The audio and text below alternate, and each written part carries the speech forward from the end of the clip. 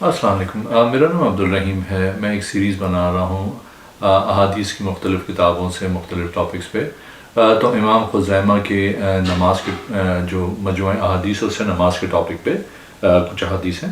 اعوذ باللہ من الشیطان الرجیم، بسم اللہ الرحمن الرحیم۔ حضرت انس بن مالک رضی اللہ تعالیٰ عنہ سے روایت ہے کہ رسول اللہ صلی اللہ علیہ وسلم نے دعا استسقاء اس طرح کی کہ آپ صلی اللہ علیہ وسلم نے اپنے دونوں ہاتھ پھیلائے اور ان کی ہتھیلیاں زمین کی طرف کیں حتیٰ کہ آپ صلی اللہ علیہ وسلم کی بغلوں کی سفیدی دیکھی۔ ایک اور حدیث ہے، حدیث نمبر 1414۔ حضرت عبداللہ بن زید رضی اللہ تعالیٰ عنہ سے روایت ہے کہ نبی کریم صلی اللہ علیہ وسلم عیدگاہ کی طرف نکلے تو آپ صلی اللہ علیہ وسلم نے بارش کی دعا کی۔ آپ صلی اللہ علیہ وسلم اپنی چادر کو پلٹایا اور 2 رکعت نماز ادا کی۔ ایک اور حدیث ہے، حدیث نمبر 1415۔ حضرت عبداللہ بن زید رضی اللہ تعالیٰ عنہ بیان کرتے ہیں کہ رسول اللہ صلی اللہ علیہ وسلم نے نماز استسقاء پڑھی تو آپ صلی اللہ علیہ وسلم کے اوپر ایک سیاہ دھاری والی چادر تھی۔ آپ صلی اللہ علیہ وسلم نے نچلے حصے سے پکڑ کے اسے اوپر کرنے کا ارادہ کیا، لیکن جب وہ آپ پہ بھاری ہو گئی اور آپ ارادے کے مطابق اس کو اوپر نیچے نہ کر سکے تو آپ صلی اللہ علیہ وسلم نے اسے اپنے کندھوں پر ہی لپیٹ لیا۔ ایک اور حدیث ہے، حدیث نمبر 1416۔ حضرت جابر بن عبداللہ رضی اللہ تعالیٰ عنہ بیان کرتے ہیں کہ قحط سالی کی وجہ سے روتی ہوئی خواتین نبی کریم صلی اللہ علیہ وسلم کے پاس آئیں تو آپ صلی اللہ علیہ وسلم نے یہ دعا کی، اے اللہ ہمیں ایسی بارش عطا فرما جو ہمارے لیے معاون و مددگار ہو، جو خوشگوار اور سبز شاداب کرنے والی ہو، جلد آنے والی ہو، نہ کہ تاخیر سے آنے والی، جو نفع مند ہو اور نقصان دہ نہ ہو۔ ایک اور حدیث ہے، حدیث نمبر 1419۔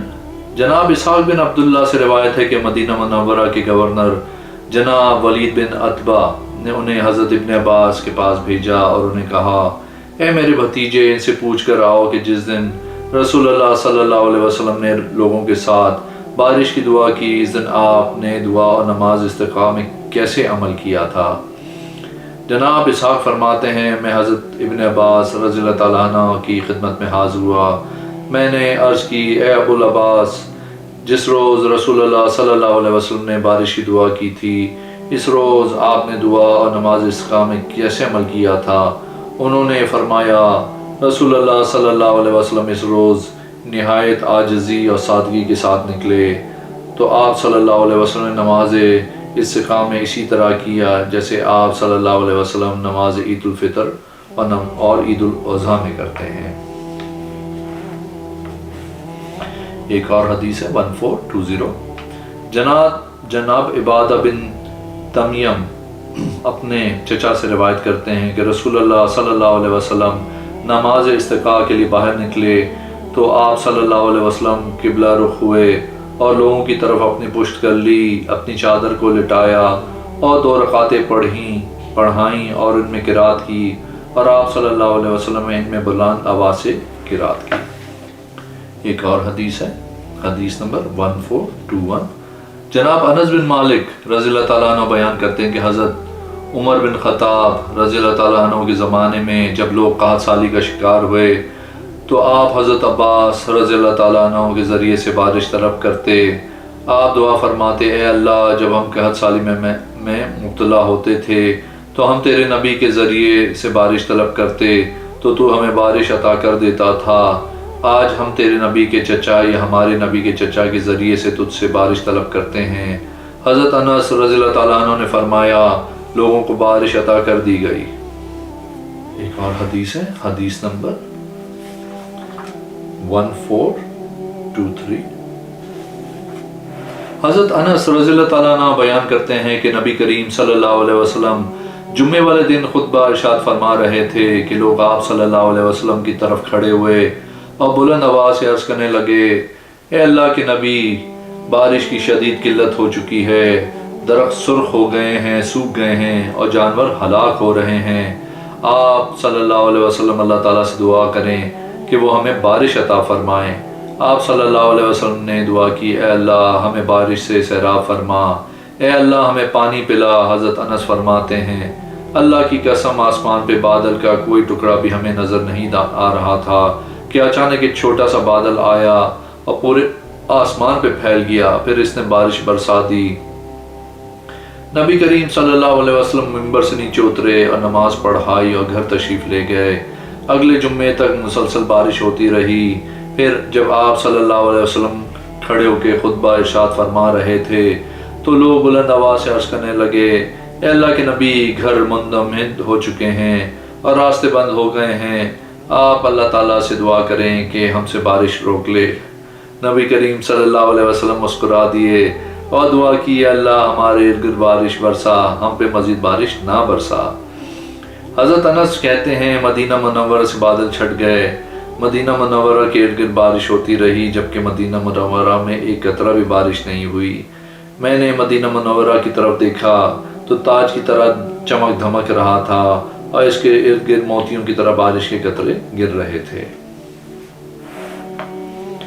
ایک اور حدیث ہے، حدیث نمبر 1424۔ حضرت عبادہ بن تمیم اپنے چچا سے روایت کرتے ہیں جو صحابی ہیں، وہ بیان کرتے ہیں نبی اکرم صلی اللہ علیہ وسلم لوگوں کو لے کے عیدگاہ کی طرف بارش کی دعا کرنے کے لیے گئے۔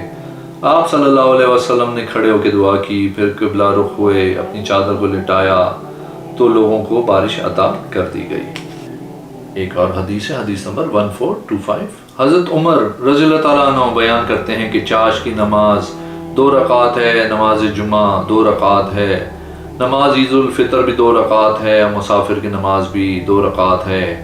تمہارے نبی کریم صلی اللہ علیہ وسلم کی زبانی مکمل قصر کے بغیر نمازیں ہیں، اور جس نے آپ صلی اللہ علیہ وسلم پہ جھوٹ باندھا تو وہ ناکام و نامراد ہوا۔ ایک اور حدیث ہے 1426۔ حضرت بریدہ رضی اللہ تعالیٰ عنہ سے روایت ہے کہ رسول اللہ صلی اللہ علیہ وسلم عید الفطر والے دن کچھ نہ کچھ کھائے بغیر عیدگاہ نہیں جاتے تھے، اور عید الاضحیٰ والے دن قربانی کرنے تک کچھ نہیں کھاتے تھے۔ ایک اور حدیث ہے، حدیث نمبر 1427۔ حضرت براء بن عازب رضی اللہ تعالیٰ عنہ بیان کرتے ہیں کہ رسول اللہ صلی اللہ علیہ وسلم نے ہمیں عید الاضحیٰ والے دن نماز کے لیے خطبہ ارشاد فرمایا تو حضرت ابو بردہ بن نیار رضی اللہ تعالیٰ عنہ نے عرض کی، اے اللہ کے رسول صلی اللہ علیہ وسلم، میں نے اپنی بکری نماز کے آنے سے پہلے ہی ذبح کر دی تھی اور کھانا بھی کھا لیا تھا۔ آپ صلی اللہ علیہ وسلم نے فرمایا، تمہاری بکری تو گوشت کی بکری ہے، قربانی نہیں ہوئی۔ ایک اور حدیث ہے، حدیث نمبر 1429۔ حضرت انس رضی اللہ تعالیٰ عنہ بیان کرتے ہیں کہ رسول اللہ صلی اللہ علیہ وسلم عید الفطر والے دن چند کھجوریں کھائے بغیر عیدگاہ کی طرف نہیں نکلتے تھے، اور آپ طاق عدد میں کھجوریں تناول فرماتے تھے۔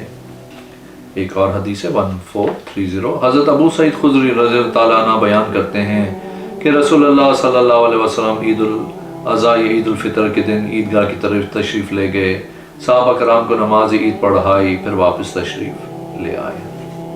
ایک اور حدیث ہے، حدیث نمبر 1432۔ حضرت جابر بن سمرہ رضی اللہ تعالیٰ عنہ بیان کرتے ہیں میں نے رسول اللہ صلی اللہ علیہ وسلم کے ساتھ عید کی نماز ادا کی، نہ آپ نے اذان کہلوائی اور نہ اقامت کہلوائی۔ ایک اور حدیث ہے، حدیث نمبر 1433۔ ابن عمر رضی اللہ تعالیٰ عنہ کو بیان ہے کہ رسول اللہ صلی اللہ علیہ وسلم عید الفطر اور عید الاضحیٰ کے دن عیدگاہ میں نیزے لے کر نکلتے تھے، اسے 17 بنا کے نماز پڑھتے تھے اور نماز کے بعد خطبہ دیتے تھے۔ ایک اور حدیث ہے 1434۔ حضرت ابن عمر رضی اللہ تعالیٰ عنہ بیان کرتے ہیں کہ رسول اللہ صلی اللہ علیہ وسلم عید الفطر اور عید الاضحیٰ کے دن عیدگاہ میں نیزہ یا برچھی گاڑ کر اسے 17 بنا کے نماز پڑھتے تھے۔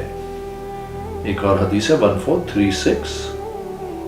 جناب سعید بن جبیر رحمۃ اللہ علیہ حضرت ابن عباس رضی اللہ تعالیٰ عنہ سے بیان کرتے ہیں کہ رسول اللہ صلی اللہ علیہ وسلم عید الفطر یا عید الاضحیٰ والے دن باہر تشریف لے گئے۔ میرا غالب خیال یہ ہے کہ انہوں نے عید الفطر بیان کیا تھا تو آپ صلی اللہ علیہ وسلم نے 2 رکعت نماز پڑھائی۔ آپ نے اس سے پہلے اور اس کے بعد کوئی نماز نہیں پڑھی۔ پھر آپ صلی اللہ علیہ وسلم عورتوں کے بعد تشریف لے گئے، اور آپ صلی اللہ علیہ وسلم کے ساتھ حضرت بلال بھی تھے۔ آپ صلی اللہ علیہ وسلم نے انہیں صدقہ کرنے کا حکم دیا تو عورتوں نے اپنی انگوٹھیاں اور ہار اتار کے حضرت بلال کو دینے شروع کر دیے۔ ایک اور حدیث ہے، حدیث نمبر 1438۔